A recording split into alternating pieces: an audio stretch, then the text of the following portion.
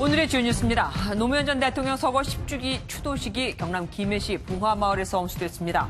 김종숙 여사와 여권 대선 주자 등이 참석했지만 민생 탐방 대장정에 나선 황교안 자유한국당 대표는 참석하지 않았습니다. 국제사회가 미국의 화웨이 제재에 동참하는 가운데 미국이 한국도 여기 동참해달라고 요구한 것으로 알려졌습니다. 화웨이 장비로 5G 네트워크를 구축한 LG U+ 등 일부 국내 기업들의 피해가 우려됩니다. 한미 정상 간 통화 내용 유출 의혹과 관련해 자유한국당은 굴욕 외교의 실체를 일깨워준 공익제보라며 강효상 의원을 엄호했습니다. 하지만 청와대는 3급 국가기밀을 누설한 것이라며 공익제보 주장을 일축했습니다. 쌍둥이 딸들에게 시험 문제와 정답을 유출한 혐의를 받는 숙명여고 전 교무부장이 1심에서 징역 3년 6개월의 실형을 선고받았습니다. 쌍둥이 딸들은 실력으로 1등을 했다고 주장했지만 받아들이지 않았습니다. 병원이 건강보험 지원을 받는 수혈 처방을 남발하는 것으로 MBN 취재 결과 드러났습니다. 급성 폐 손상을 비롯해 심각한 부작용이 나타날 수 있어 혈액 사용량을 줄일 수 있는 정책이 필요하다는 지적입니다. 아이들이 좋아하는 마카롱 제품 일부에서 식중독을 유발하는 균이 검출을 했습니다. 두 개 제품에서는 어린이의 과잉 행동을 유발할 수 있는 타르 색소가 기준보다 많이 사용됐습니다.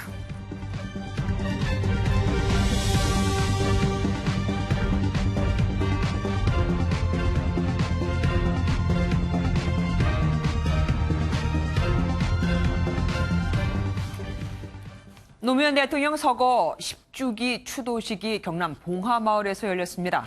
새로운 노무현이라는 슬로건을 내건 추도식에는 15,000여 명이 몰려 노 전 대통령을 추모했습니다. 강진우 기자가 보도합니다. 고 노무현 전 대통령의 10주기 추도식. 떼약볕 아래에서 수천 명의 추모객들이 자리를 메웠습니다. 추도식 슬로건은 새로운 노무현. 고인을 영원히 기억하는 동시에 대한민국의 밝은 미래를 개척한다는 의미입니다. 한국에 깨어있는 시민들은 이제 한반도를 평화로 이끌고 다양한 아시아 사회를 포용하며 깨어나갈 것입니다. 아버님은 우리 국민들이 이루어낼 것이라. 봉화마을을 찾은 시민들도 분열보다는 화합과 희망 있는 사회가 되기를 희망했습니다. 10년 만에 저는 처음 왔는데 노무현 대통령님께서 그동안에 국민한테 심어준 마음이 어떤 건지를 여기 와보니까 알겠습니다.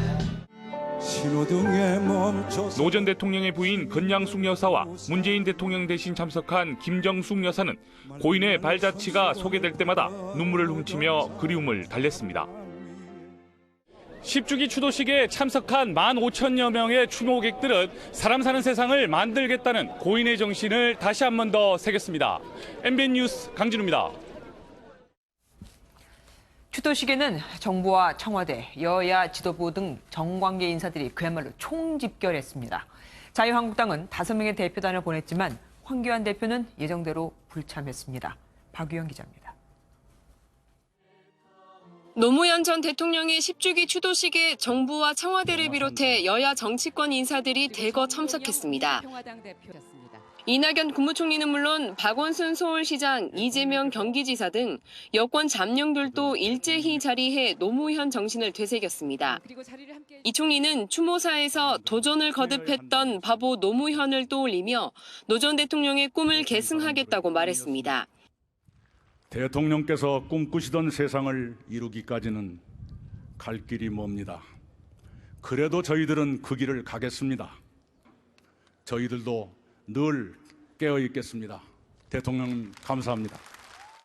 자유한국당에서는 조경태 최고위원과 참여정부 시절 행정자치부 장관을 지낸 박명재 의원 등 5명의 대표단이 참석했습니다. 황교안 대표는 예정대로 불참한 채 강원도 철원과 고성, 원주를 돌며 장외투쟁을 이어갔습니다. 정부가 안보 의식이 약해져서 우리 시스템을 망가뜨리는 이런 부분들은 앞으로 없어야 될 것이라고 생각하고 남북 군사 합의도 조속히 폐기되고. 추도식에 참석한 민주당과 바른미래당, 민주평화당, 정의당 등 여야 4당은 노 전 대통령의 뜻을 이어받아 정치권의 대립을 불식하고 하루빨리 국회를 정상화하자고 입을 모았습니다. MBN 뉴스 박영입니다. 이번 추도식엔 재임 기간 인연을 맺었던 조지 W. 부시 전 미국 대통령도 직접 그린 노 전 대통령의 초상화를 들고 봉화마을을 찾았죠. 부시 전 대통령은 노 전 대통령을 인권에 헌신한 분이자 국익을 위해 자신의 목소리를 용기 있게 낸 강력한 지도자라고 회상했습니다. 이어서 김문영 기자가 보도합니다. 노무현 전 대통령을 직접 그린 초상화를 권양숙 여사에게 전달한 조지 W. 부시 전 미국 대통령. 자리에 앉거나 연설을 마칠 때는 권양숙 여사의 손을 잡거나 가볍게 포옹하며 친분을 드러냈습니다. 부시 전 대통령은 인권에 헌신한 노 전 대통령을 떠올리며 그림을 그렸고 그의 비전이 북한에도 전달되길 바란다고 말했습니다.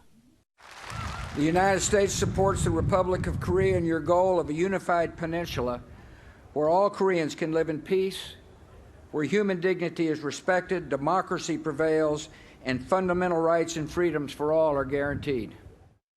또 국익을 위해 미국에도 자신의 목소리를 용기 있게 낸 강력한 지도자라고 회상했습니다. That may we had some differences, but no disagreement ever outweighed our shared belief in the importance of U.S.-South Korean relationship, and we worked hard to cement that alliance. 부시 전 대통령과 노무현 전 대통령은 정상회담과 오찬을 포함해 10여 차례 만남을 가진 것으로 알려졌습니다. 미국의 전직 대통령이 우리나라 전직 대통령의 추도식에 참석한 것은 이번이 처음입니다. 앞서 부시 전 대통령은 청와대를 방문해 문재인 대통령과 환담을 나눴으며 이재용 삼성전자 부회장과 단독 면담을 해 눈길을 끌었습니다. 부시 전 대통령은 추도식을 끝으로 이틀간의 방한 일정을 마치고 미국으로 돌아갑니다. MBN 뉴스 김문영입니다. 보셨다시피 봉화마을 입구에는 노란색 바람개비가 추모객들을 맞았고 현수막, 조형물도 노랑 일색이었습니다. 노란색은 노 전 대통령의 상징색이죠. 노 전 대통령의 최측근이었던 유시민 노무현 재단 이사장과 김경수 경남지사는 멀리서 아쉬움을 달래했습니다. 김도현 기자입니다. 고 노무현 전 대통령의 10주기 추도식에는 몰려드는 인파로 인산인해를 이뤘습니다. 봉화마을 인근부터 차량 정체가 이어지면서 차량을 세워두고 걸어서 이동하는 사람들로 장사진을 이루기도 했습니다. 묘역에 하얀 국화꽃을 바치거나 노란색 바람개비를 든 채 묵념을 한 시민들은 저마다 노 전 대통령에 대한 기억을 곱씹었습니다. 막걸리도 한 잔 드시고 동네 분들과 손녀 뒤에 태우고 자전거 타시고 그런 모습들이 많이 생각나요.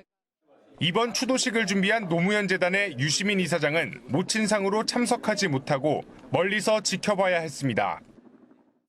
행사가 잘 진행돼야 할 텐데 그런 걱정을 하고 있었고요.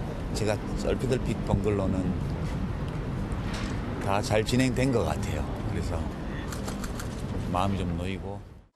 재판 일정으로 참석하지 못한 노 전 대통령의 마지막 비서관 김경수 경남지사도 아쉬움을 드러냈습니다. 많이 아쉽습니다. 저를 대신해서 많은 국민들이 특히 깨어있는 시민들께서 참석해 주실 것이라고 믿고요. 아쉽지만 저는 오늘 재판에 최선을 다할 생각입니다. 당초 예상보다 4배나 많은 사람이 참여한 이번 추도식은 고인의 뜻을 함께 나누는 의미 있는 자리가 됐습니다. MBN 뉴스 김도형입니다. 미중 무역전쟁의 핵으로 떠오른 화웨이 제재에 일본을 비롯해 영국과 대만 등도 속속 동참을 하고 있습니다. 미국은 우리나라도 여기 동참할 것을 요구했는데 자칫하다간 사드 사태에 이어 또다시 미중 간 샌드위치가 될 수 있습니다. 우리가 화웨이 장비 수입을 중단한다면 중국이 사드 그 이상의 보복 조치를 해올 테니까요. 신동규 기자입니다. 중국 5G 통신업체 화웨이에 대한 미국의 거래 제한 조치에 세계 각국이 속속 동참하고 있습니다. 일본과 대만의 주요 이동통신사들이 화웨이 스마트폰 발매를 중단했고 영국의 반도체 설계 회사 ARM도 화웨이와 사업 중단을 발표했습니다.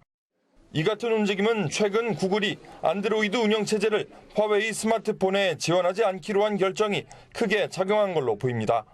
미국은 우리 정부에도 화웨이 제재에 동참할 걸 요구한 걸로 알려졌습니다. 미치기 5G 장비 보안 확보의 중요성을 강조하고 있고 강조한 바가 있다는 걸 잘 알고 있습니다. 문제는 미국 요구를 그대로 들어줬다가 중국으로부터 과거 사드 배치 때와 같은 경제 보복을 당할 수 있다는 점입니다.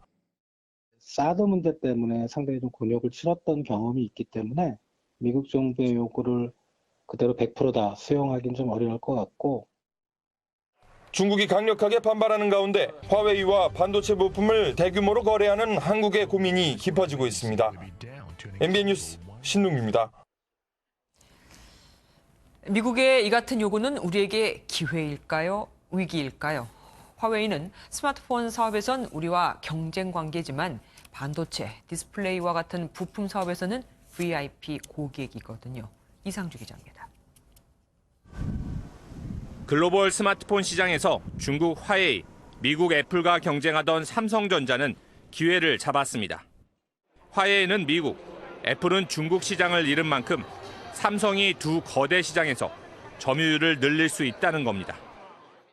반면 미국이 5세대 통신망 구축 사업과 관련해 한국을 포함한 동맹국들의 정보 협력 축소를 경고하면서 국내 통신 3사 중 유일하게 5G 기지국에 화웨이 장비를 도입한 LG U+는 장비 조달과 망 운영에 부정적인 영향이 우려됩니다. LG U+는 올 상반기 5만 개, 연말까지 8만 개 5G 기지국을 구축하고 2022년까지 전국망 구축을 완료할 계획이지만 화웨이 통신 장비가 인텔, 퀄컴 등 미국산 부품 의존도가 높아 제품 생산과 유지가 쉽지 않을 전망입니다. LG U+ 관계자는 화웨이 장비로 5G망을 구축하는 지역의 물량은 이미 다 확보한 상태라며 현재까지 장비 철수를 고려하지 않고 있다고 설명했습니다. 화웨이 장비로 LTE망을 구축했는데 5G망을 위해 기존의 망을 제거하고 새로운 장비를 설치하는 게 현실적으로 불가능하기 때문입니다. 반도체 업종의 불황도 예상됩니다. 무역 갈등과 화웨이 금지령이 장기화되면 중국의 전자제품 생산이 줄어 반도체 수요 감소로 이어질 수 있다는 겁니다. 일본기 이제 실적이 좀 감소하기는 추세이기 때문에 아무래도 그 화웨이 사건하고 하이닉스 쪽에서의 비메모리 반도체에 대한 어떤 기술력 같은 게 부족한 상황에서 보면 상황이 좋지 않을 것 같다. 그러나 중국이 미국 대신 한국의 반도체 칩을 수입하게 되면 부정적인 영향을 상쇄할 수 있는 만큼 다양한 변수를 고려해 정부 차원에서 대응하는 것이 중요하다는 지적입니다. MBN 뉴스 이상주입니다. 지난 9일 강효상 자유한국당 의원은 국회에서 기자회견을 열고 문재인 대통령이 트럼프 미국 대통령과 전화 통화를 하며 5월 말 방일 직후 한국에 들려달라는 제안을 했다고 밝혔습니다. 청와대는 사실이 아니라며 외교 관례에 어긋나는 근거 없는 주장이라고 했지만 강 의원은 미국 외교 소식통을 통해서 확인했다고 했죠. 이후 외교부는 감찰을 통해 이를 유출한 사람을 찾아냈는데 주미 한국 대사관 소속 공사 참사관이 지목됐습니다. 우연일까요? 그는 강 의원의 고등학교 후배입니다. 외교부는 그가 한미 정상 통화 다음 날 그 내용을 열람하고 강 의원과 전화 통화를 한 것으로 파악했는데 청와대는 본인이 누설한 걸 시인했다고도 했죠.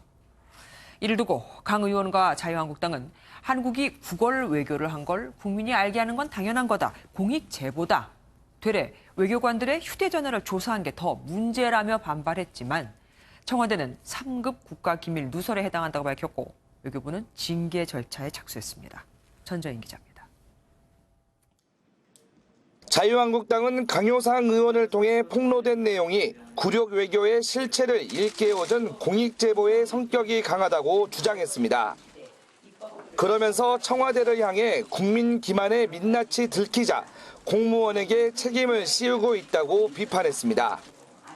특히 공무원들의 휴대전화를 반강제로 거둬 감찰하고 있다며 수사 의뢰나 관련법 개정을 추진하겠다고 밝혔습니다. 반복되는 공무원의 휴대폰 사찰, 그로 인해서 사실상 공무원의 기본권이 침해되고 사실상 공무원을 폭압하는 이러한 이 정권의 실체에 대해서 문제점을 지적하고 청와대는 한국당의 공익제보 주장을 일축했습니다. 청와대 관계자는 한미 정상 간 통화 내용은 3급 국가기밀이라며 부정과 비리가 있는 공익제보에 해당하지 않는다고 반박했습니다. 휴대전화 감찰 조사도 동의를 받고 이뤄져 문제가 없다고 밝혔고 정보를 유출한 외교관에 대해선 조만간 외교부가 감찰 결과를 발표할 것이라고 밝혔습니다. 여야 3당은 우려를 표시하고 강 의원에 대해 엄중한 책임을 물어야 한다고 촉구했습니다. 국회의원으로서 해서는 안 될 선을 넘고 만 것입니다. 이것은 국민의 알 권리를 넘어서 국가를 공격하고 국격을 파괴하는 행위입니다. 이런 가운데 한국당 소속 윤상현 국회 외교통일위원장은 당파적 이익 때문에 국익을 해치는 일을 해서는 안 된다며 모두 냉정을 되찾고 말을 아껴야 한다고 강조했습니다. MBN 뉴스 전정인입니다. 조금 전 강릉에 있는 공장에서 탱크가 폭발해 2명이 숨졌습니다. 건물이 무너지면서 매몰된 사람도 있다고 하는데요. 자세한 상황 전화로 연결해 알아보겠습니다. 우종환 기자, 어떻게 된 겁니까? 네, 신고가 접수된 건 1시간 전인 오늘 오후 6시 22분입니다. 강원 강릉시 대전동에 있는 과학단지 안 공장에서 폭발 사고가 났습니다. 연료전지 세라믹 부품 공장에 있는 수소탱크 3기가 터진 걸로 추정되는데요.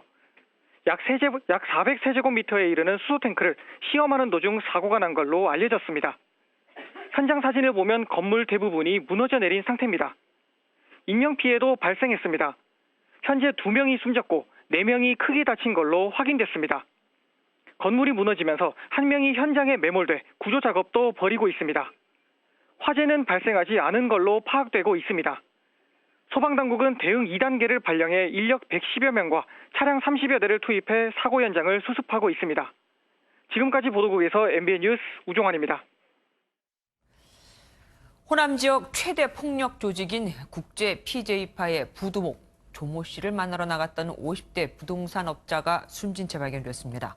온몸에 구타 흔적이 발견됐는데 사실 부두목 조 씨는 과거에도 비슷한 일에 여러 번 연루가 됐었습니다. 노태현 기자입니다. 경기도 양주의 한 공영주차장에 회색 외제차 한 대가 들어오더니 남성 2명이 주차장을 빠져나갑니다. 하루 뒤인 지난 21일 경찰은 차량에서 숨져있는 부동산업자 56살 박모 씨를 찾아냈습니다. 박 씨는 얼굴과 허벅지 등 전신을 둔기로 폭행당한 채 이곳에 주차된 차량 뒷좌석에서 발견됐습니다. 전라도 광주에서 지역 최대 폭력 조직 국제 PJ파의 부두목 60살 조모 씨를 만난 뒤 실종돼 싸늘한 주검으로 돌아온 겁니다. 용의자 추적에 나선 경찰은 시신이 발견된 주차장 인근 모텔에서 약물을 복용하고 쓰러져 있던 공범 2명과 이들을 광주에서 서울로 태우고 온 조 씨의 동생을 각각 붙잡았습니다. 깨운 거죠. 선택하러 그 수면이 되지 먼 사람. 그래갖고 119 와서 다 싣고 가고. 하지만 박 씨의 살해를 주도한 부두목 조 씨는 현재 행방이 묘연한 상태입니다. 내놓을 당시에 나머지는 그냥 차를 타고 갔다 이동을 했다고 하니. 조 씨와 박 씨는 금전적인 문제로 다툼이 있었던 것으로 전해졌습니다. 경찰은 약물 복용 후 병원에서 회복 중인 공범 2명을 조사해 사건 경위를 파악하는 한편 조 씨를 추적해 검거할 계획입니다. MBN 뉴스 노태현입니다. 아내를 골프채 2개가 부러질 정도로 때려 숨지게 한 유승현 전 김포시 의회 의장이 범행 전 휴대전화로 살인과 관련한 단어를 수차례 검색한 게 드러났죠. 경찰은 아내의 사망에 고의가 있다고 보고 유 전 의장에게 살인죄를 적용해 검찰로 넘겼습니다. 윤기란 기자입니다. 검찰로 가려고 경찰서 유치장에서 나온 유승현 전 의장은 취재진의 질문에 입을 다문 채 계속 고개만 가로저었습니다. 살인죄 인정하십니까? 살해 의도가 있었습니까? 경찰은 상해치사 혐의로 구속된 유 전 의장의 죄명을 살인죄로 바꾸어 검찰에 송치했습니다. 유 씨는 이달 초쯤 휴대전화로 살인을 계획한 것으로 추정되는 단어를 수차례 검색한 사실이 드러났습니다. 유 전 의장이 골프채 2개가 부러지도록 아내를 폭행한 점도 살인죄를 적용한 주요 원인입니다. 폭행의 정도나 사용된 도구나 소견, 디지털 포렌식 결과 이런 거를 종합해 보면 인정된다고 이제 판단을 한 겁니다. 저희는. 하지만 유 전 의장이 한결같이 살인의 고의성을 부인하면서 사건을 넘겨받은 검찰이 어떤 판단을 내릴지 주목됩니다. MBN 뉴스 윤기란입니다.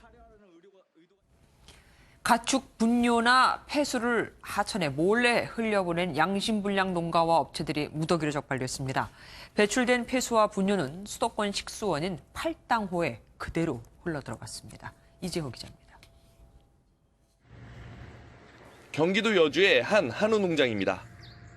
가축 분뇨 저장 탱크가 파손돼 시커먼 분뇨가 농수로로 줄줄 새어나갑니다. 무수관에다가 가축 분뇨를 그대로 밀어 넣었네. 또 다른 농가는 처리 비용을 아끼려고 축사에 있던 분뇨를 밭에 쌓아두다 적발됐습니다. 운동복이나 수건을 대량으로 세탁하는 한 공장에서는 폐수를 인근 하천에 그대로 흘려보냈습니다. 이건 뭐? 경기도 특별사법경찰단이 가축 분뇨 처리업체 등을 집중 단속한 결과 220개 업체 중 54곳에서 불법 사항이 적발됐습니다. 이들이 불법 배출한 폐수나 가축 분뇨는 이런 하천을 통해 수도권 식수원인 팔당호로 흘러들어갔습니다. 지난해 적발돼 집행유예를 선고받고도 또다시 불법을 저지른 업체도 있었습니다. 정식 폐수 그 과정을 거치지 않고 중간에 그냥 하천으로 빼버리는 그런 경우도 저희가 발견을 했습니다. 경기도 특사경은 54개소를 형사 입건하는 한편 단속을 강화해 나가기로 했습니다. MBN 뉴스 이재호입니다. 야근을 할 수 있다며 편의점 알바로 취업한 뒤 성실하게 일을 하는 척하다가 금품을 훔쳐 달아난 30대가 결국 붙잡혔습니다. 이 남성은 9곳의 편의점에서 이런 식으로 절도를 했는데 대부분 취업 당일, 그것도 몇 시간도 안 돼 돈을 훔쳐 달아났습니다. 손하늘 기자입니다. 능숙한 솜씨로 손님에게 물품을 파는 남성. 손님이 나가자 느닷없이 계산대를 열어 현금을 집어듭니다. 이 순간 편의점 주인이 다가오자 슬쩍 원래 자리에 돌려놓더니 다시 주인이 나가자 현금과 상품권을 싹쓸이하고는 바로 밖으로 빠져나갑니다. 30대 한모 씨가 편의점에 위장 취업한 뒤 곧바로 절도 행각을 벌이는 모습입니다. 한 씨는 편의점을 찾아가 아버지가 쓰러졌다, 야간 근무를 할 수 있다며 일자리를 구했는데 같은 수법으로 수도권 일대 9곳에서 훔친 돈이 1,200만 원이 넘습니다. 피의자는 이렇게 편의점에 위장 취업을 하고는 불과 몇 시간 만에 현금과 상품권을 챙겨 달아났습니다. 절도와 사기 등 전과 17범이었지만 편의점들이 이런 사실을 알아채기는 어려웠습니다. 너무 노련노련해서 그런 낌새가 안 났대요. 최소 당에서 열심히 하겠습니다.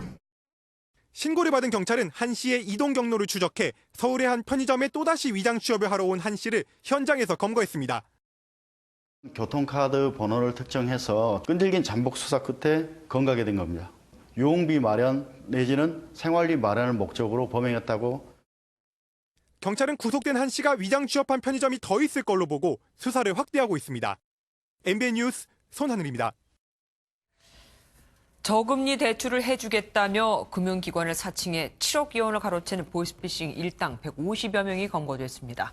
피해자들의 휴대폰에 악성 앱을 설치하도록 해서 금융기관에 확인 전화를 해도 자신들에게 전화가 오게 만들었습니다. 박자은 기자입니다. 마스크를 쓴 여성이 누군가와 메시지를 주고받곤 택배 상자에서 무언가를 계속 찾습니다. 보이스피싱 인출책이 피해자로부터 돈을 가로채기 위해 제3자 명의로 된 이른바 대포통장용 체크카드를 챙기는 모습입니다. 이들 보이스피싱 일당은 금융기관을 사칭해 기존 대출금을 상환하면 저금리로 대출해준다고 피해자를 유인해 대포 계좌로 돈을 입금시켰습니다. 이런 식으로 챙긴 금액만 모두 7억여 원. 급전이 필요한 직장인 등이 이들 꾀에 넘어갔습니다. 이 글이 잘 잡으면 나로 와 잡아. 안 잡으면 많이 넘겨준다고. 오라 중국에 만나게 해줄게. 또 악성 코드를 심은 애플리케이션을 피해자 휴대폰에 깔게 해 금융기관으로 확인 전화를 하면 자신들에게 연결되도록 만들었습니다. 그런가 하면 국내 사무실엔 중계기를 설치해 중국에서 건 자신들 전화가 010번으로 보이게 하는 치밀함도 보였습니다.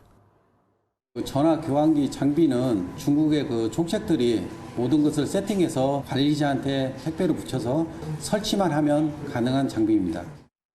경찰은 일당의 추가 범죄 여부를 캐내고 있는 한편 중국에 남아있는 총책 등 3명의 뒤를 쫓고 있습니다. MBN 뉴스 박지안입니다. 쌍둥이 두 딸에게 시험지 답안을 유출한 혐의로 재판에 넘겨진 숙명여고 전 교무부장이 1심에서 징역 3년 6개월의 실형을 선고받았습니다. 공부 열심히 해서 성적이 오른 것이라고 줄곧 혐의를 부인했지만 재판부는 천재나 가능할 일이라며 일축했습니다. 정태훈 기자입니다. 쌍둥이 두 딸에게 1년여간 5차례에 걸쳐 시험 문제와 정답을 유출한 혐의로 재판에 넘겨진 숙명여고 전 교무부장 현모 씨. 다른 부모님께 할 말씀 없으세요? 나중에 나오니까 없습니다. 재판부는 현 씨에 대해 모든 혐의를 유죄로 보고 징역 3년 6개월을 선고했습니다. 재판부는 두 딸이 시험지 위에 깨알같이 작고 연한 글씨로 답안을 미리 적어둔 점 등 의심스런 행적을 판단의 근거로 삼았습니다. 실제로 현 씨의 쌍둥이 큰딸은 2017년 1학년 1학기 전교 100등 밖이었다가 이듬해 인문계 1등으로, 둘째 딸 역시 같은 기간 전교 50등 밖에서 자연계 1등이 됐습니다. 이에 대해 현 씨와 두 딸은 열심히 공부한 덕분이라고 주장했지만 재판부는 받아들이지 않았습니다. 딸들이 시험지에 문제를 푼 흔적도 없는데 어려운 문제를 암산만으로 푸는 건 천재나 가능한 일이라는 겁니다. 특히 교무부장이었던 현 씨의 자리 뒤에 시험지 보관 금고가 있었고 비밀번호를 알고 있었다는 점 등을 언급하며 현 씨가 사실상 문제를 유출했다고 봤습니다. 혐의를 부인하는 현 씨가 항소의 뜻을 밝히면서 이번 사건의 판단은 항소심 재판에서 다시 가려지게 될 전망입니다. MBN 뉴스 정태웅입니다. 경기도 포천 공장 밀집 지역에서 신종 마약, 야바를 투약한 외국인 노동자들이 무더기로 붙잡혔습니다. 경찰은 외국인 노동자 사이에 이 마약이 퍼졌을 가능성을 염두에 두고 있습니다. 강세영 기자입니다. 경찰이 한 남성의 주머니에서 빨간색 마약을 꺼냅니다. 마약을 투약하고 판매한 태국 국적 23살 A씨와 일당이 검거되는 모습입니다. 경기도 포천시 공장에서 일했던 A씨는 주변 외국인 노동자에게 필로폰 성분이 포함된 신종 마약, 야바를 팔았습니다. 태국의 노동자들이 야바를 가지고 들어왔어요. 그 야바를 우리 한국 사람들한테 판매도 하고 그랬어요.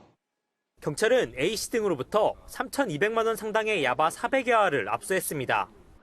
이제 노동이 너무 힘드니까 그 힘든 거를 잊기 위해서 야바를 흡입 투약했다, 이렇게 서로 같은 국적이다 보니까 서로 이렇게 연락을 해서 알게 됐다, 이렇게 진술을 했습니다. 공단 노동자들은 외국인 노동자들 사이에서 마약이 암암리에 유통돼 왔다고 말합니다. 그쪽에 이제 외국 친구들이 많아요. 그쪽 인원들 만나가지고. 경찰은 A씨 등 14명을 마약류 관리법 위반 혐의 등으로 구속하고 공단 주변 마약 단속을 강화할 방침입니다. MBN 뉴스 강세현입니다. 응급 상황을 대비해 수술을 위한 혈액은 적정 보유량을 반드시 유지해야 합니다. 또한 수혈의 부작용도 간과해서는 안 되는데 그럼에도 많은 병원들이 수혈 처방을 남발하고 있습니다. 대부분 건강보험 처리가 되거든요. 이수아 기자가 보도합니다. 점심시간에 쪼개 헌혈을 하러 온 시민들입니다. 헌혈하시는 주기가 어떻게 되시는지 여쭤봐도 될까요? 거의 2주마다 한 번씩 합니다. 이렇게 모은 혈액은 제조와 관리 비용을 포함해 한 팩에 5만 원에서 10만 원 사이로 처방됩니다.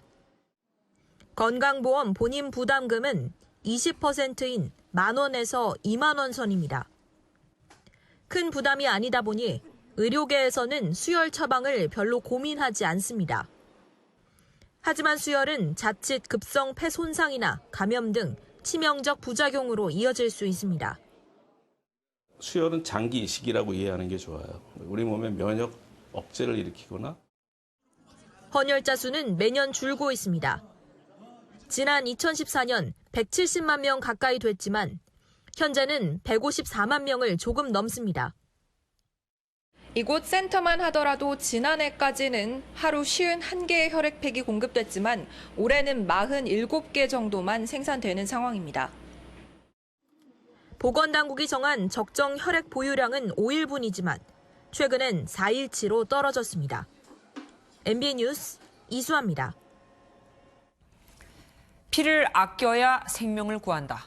2015년 학술지 네이처에 실린 논문 제목입니다. 세계보건기구는 이미 2010년에 수혈 최소화를 권고했는데 혈액을 아끼고 부작용도 줄이는 방법이 있습니다. 그런데 이건 수혈을 받는 것보다 환자 입장에서는 비쌉니다. 이 구조가 바뀌어야 하는 거죠. 이혁준 기자가 취재했습니다. 60살 남성의 고관절을 인공관절로 바꾸는 수술을 시작합니다. 인공관절 수술 가운데 40%가량은 수혈을 동반하는데 최소 수혈 방식으론 5% 미만으로 줄었습니다. 절개되는 근육이나 혈관 이런 것들의 양을 최소화해서 수술 중 시혈을 최소화하려는 그런 노력을 우리가 기울이고 있습니다. 이 병원의 22개 수술실에서 진행한 수술은 지난해 모두 2만여 건입니다. 최소 수혈 방식을 도입한 이 병원은 환자 10,000명당 수혈량을 5년 만에 절반 이상 줄였습니다. 최소 수혈 수술은 이미 세계적인 추세로 자리 잡았습니다. 환자 사망률은 최대 68% 줄고 감염률은 79%, 합병증 발생률도 41% 준다는 연구 결과가 있습니다. 환자 자신의 능력을 배가시키는 거, 그다음에 또 예를 들면 고용량 철분제 같은 것들이 개발이 됨으로 인해서 얼마든지 수혈하지 않고도 수술할 수 있다는 것을. 하지만 수혈 대체제는 비급여로 비용 부담이 크다는 장벽이 있습니다. 의사들의 인식 부족 개선은 물론 혈액 사용량을 줄이기 위한 보건당국의 정책 뒷받침이 필요해 보입니다. MBN 뉴스 이혁준입니다.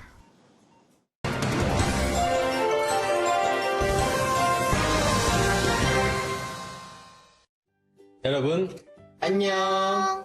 호돌이 호순이의 신나는 안전교실. 오늘은 지금 보신 건 우리 경찰의 마스코트 호돌이와 호순입니다. 시민들에게 친절하게, 다정하게 다가가겠다는 의미로 제법 귀엽게 만들었죠. 그런데 이젠 이렇게 귀엽지만은 않을 것 같습니다. 좀 엄해지기로 했거든요.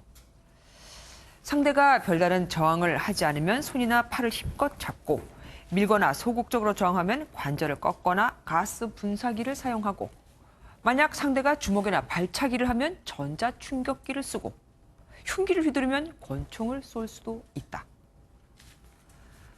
최근 대림동 주취자 난동 영상에서 여경의 대응을 두고 논란이 계속되자 경찰이 이렇게 5단계 대응 기준을 내놨거든요. 그런데 단 하루 만에 현장을 몰라도 너무 모른다, 현실성 없는 탁상공론이라는 비판이 쏟아졌습니다. 경찰들부터도 이 매뉴얼을 지키려면 우선은 상대가 어떻게 하는지 지켜보다가 실행을 해야 하는데 몇 초가 무색할 만큼 순식간에 일어나는 범죄 현장에서 그럴 여유도 없고 아무런 반항을 하지 않다가 갑자기 흉기를 꺼내 휘두르면 맨손으로 있던 경찰이 총을 꺼내 쏠 수 있겠느냐는 겁니다. 또 경찰이 4단계로 대응했는데 나중에 보니 3단계로 대응했어야 했다. 왜 과하게 대응했느냐 이런 식으로 문책을 받을 수도 있거든요. 어떤 분야든 기본 매뉴얼은 필수지만 그렇다고 매뉴얼이 모든 걸 해결해 주지는 않습니다. 현장 상황이 다르고 그때마다 판단도 달라지기 마련이니까요. 경찰은 시민의 안전을 위해 존재하고 시민 역시 경찰을 믿고 편히 살 수 있듯이 지금이라도 시민을 위한 그리고 경찰을 위한 제대로 된 대책이 나왔으면 좋겠습니다. 시작도 전부터 경찰과 시민 모두에게 비난을 받는 그런 대책 말고요. 뉴스 초점이었습니다.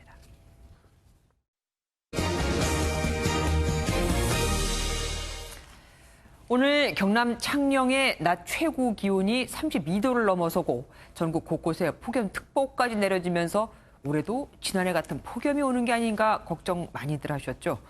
예년보다 덥긴 한데 지난해만큼은 아닐 것이라고 합니다. 신무영 기자가 보도합니다. 또약볕이 내리쬐는 도심의 오후.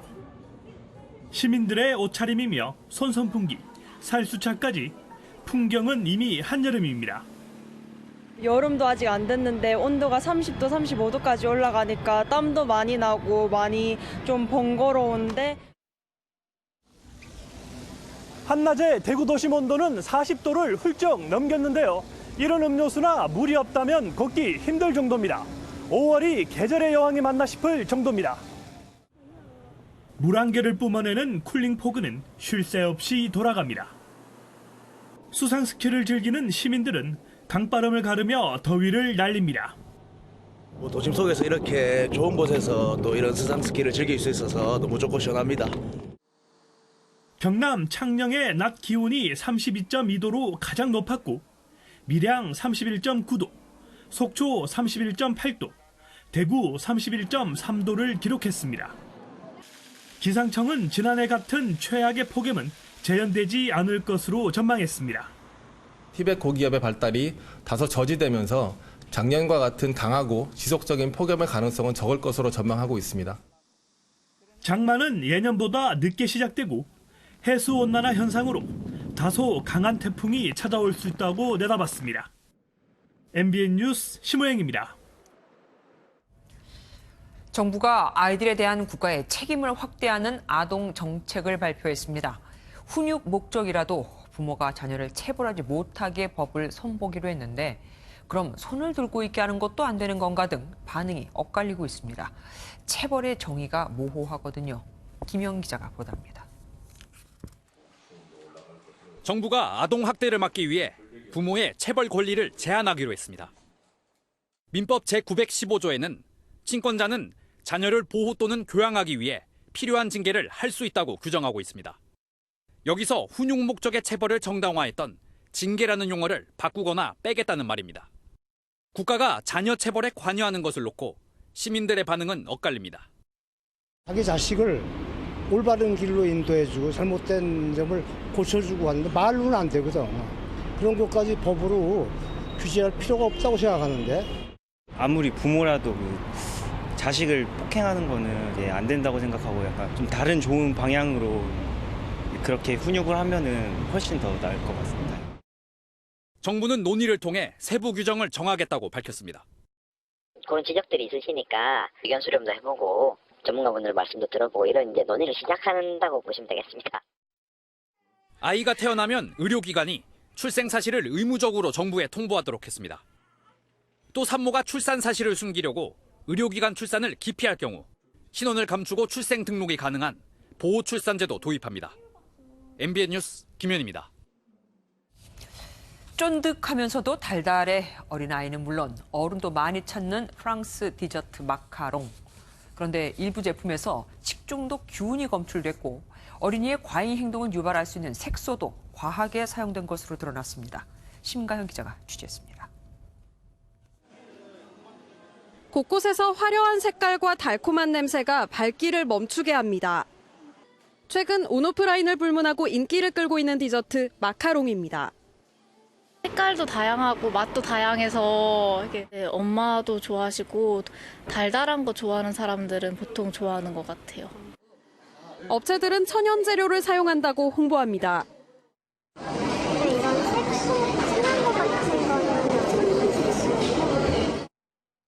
하지만 한국소비자원이 유명 백화점과 온라인 쇼핑몰에서 팔리는 마카롱 제품을 조사한 결과 위생에 문제가 있는 것으로 나타났습니다.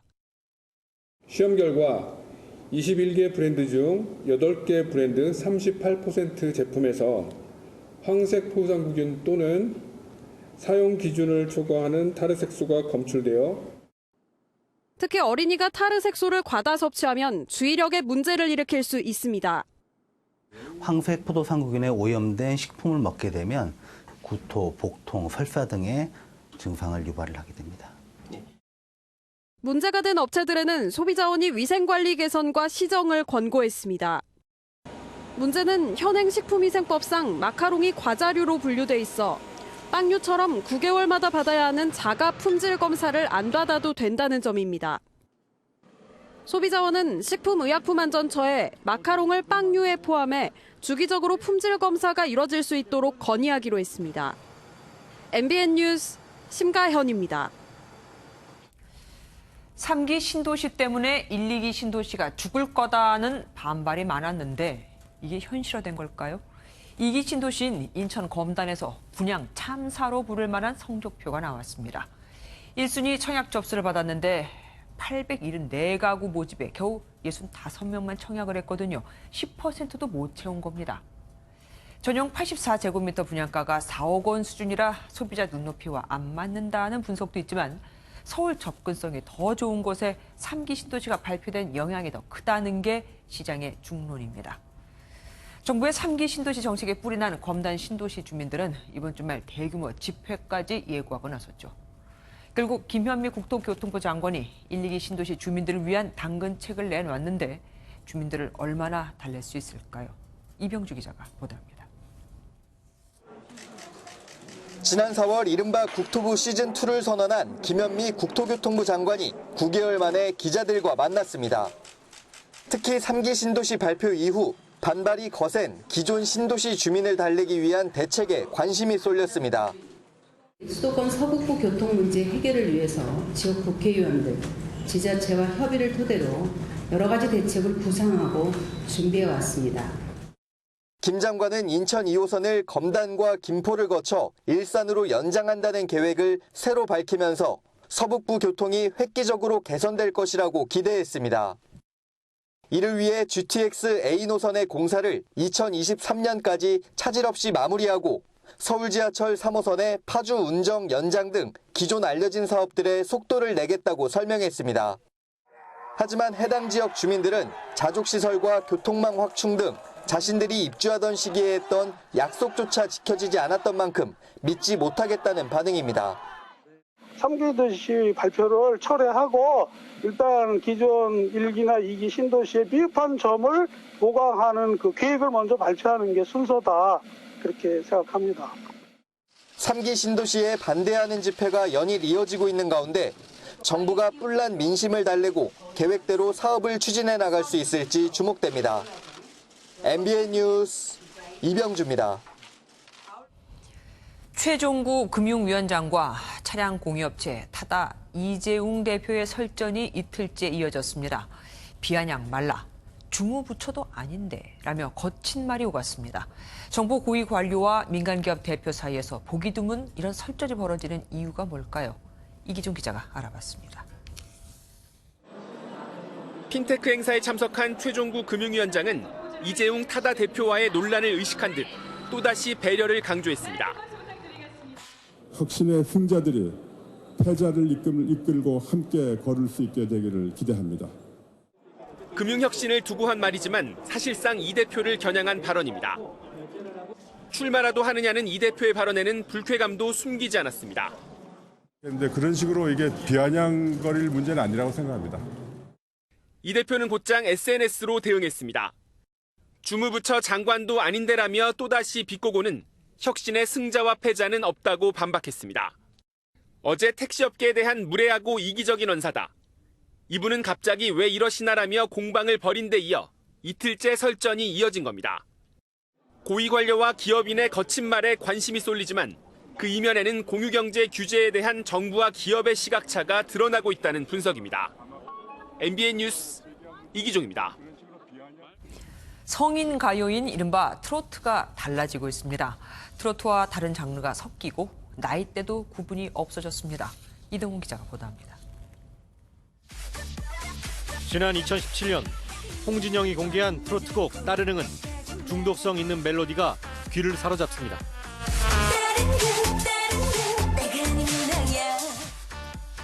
일렉트로닉 댄스 뮤직, 이른바 EDM 트로트라는 장르는 큰 인기를 끌었습니다.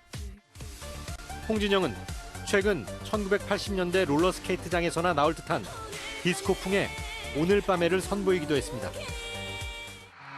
일본에서 엔카의 여왕으로 불렸던 김연자를 한국의 국민 가수로 만들어준 노래는 아모르 파티였습니다.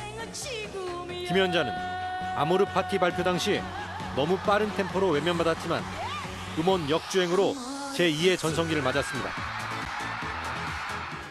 라틴 트로트까지 등장했습니다. 트로트 대세로 떠오른 조정민은 신곡 레디큐로 음악방송에서 아이돌 그룹과 어깨를 나란히 하고 있습니다. 칭찬을 좀 많이 받았어요. 그래서 이효리 선배님 같다라는 말도 들었고요. 트로트계의 비욘세가 될 수도 있겠다. 약간 이런 말도 많이 들었고. 시대의 변화에 발맞춰 트로트도 EDM 등으로 영역을 확장하고 있습니다. 최근 2, 3년 사이에 전 세계 대중음악 시장의 트렌드는 이제 전자음악을 해당 장르에 어떻게 흡수하느냐가 관건이었는데, 여러 가지 장르들이 전자음악을 흡수하면서 그 영향이 트로트에도 반영이 되어서 재능 있는 젊은 가수들이 가세하고 음악도 다채로워지면서 신트로트 시대가 열리고 있습니다. MBN 뉴스 이동훈입니다.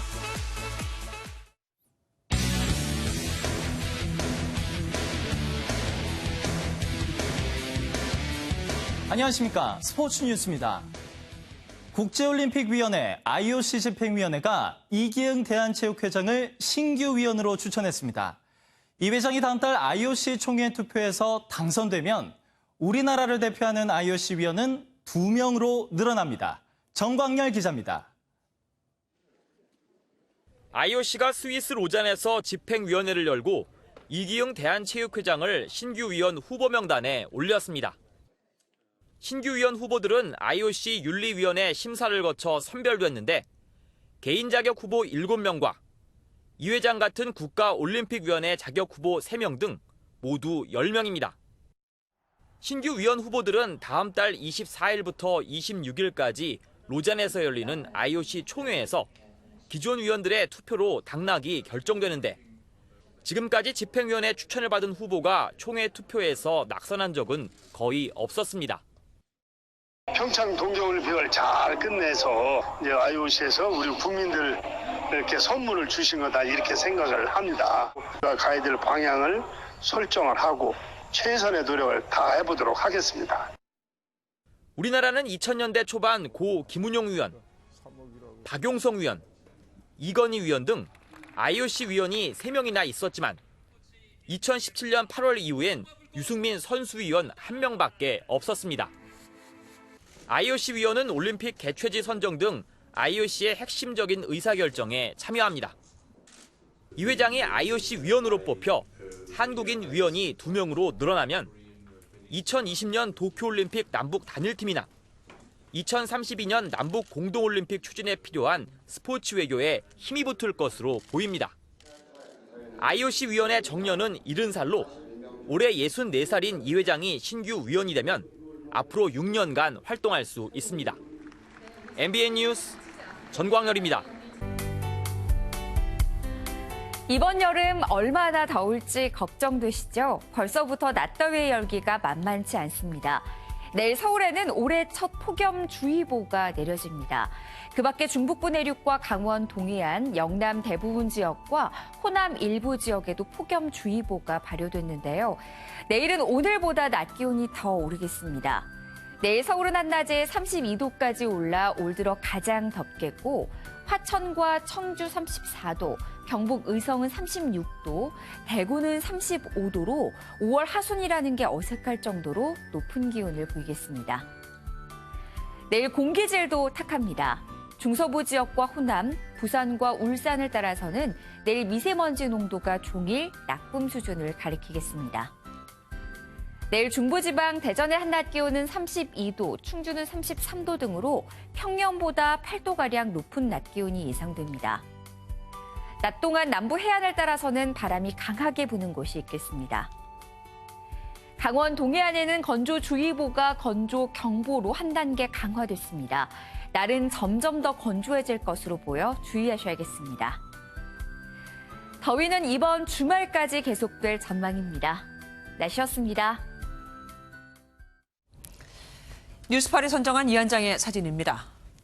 한국인 인접 금지. 요즘 일본 대마도 식당에서 흔히 볼 수 있는 안내문입니다. 혹시 신종 혐한은 아닐까 불쾌함이 먼저 드는데, 사정을 들어보니 일본 식당들을 탓할 일만은 아니었습니다. 한국 관광객들이 메뉴에 없는 라면을 달라고 요구하거나 다른 가게에서 가져온 술과 음식을 꺼내 먹고 가격을 깎아달라고 떼를 써서 더는 못 받겠다는 겁니다. 심지어 길가에 담배꽁초와 음식물 쓰레기를 함부로 버리고 주택가에서 확성기를 사용하기도 한다네요. 그래서 대마도를 찾는 관광객의 80%가 한국인인데도 한국인을 꺼린다는 겁니다. 우리가 혐오하는 혐한을 우리 스스로 만들고 있는 건 아닌지 모르겠습니다. 뉴스파 여기서 마치겠습니다. 함께해 주신 여러분 고맙습니다.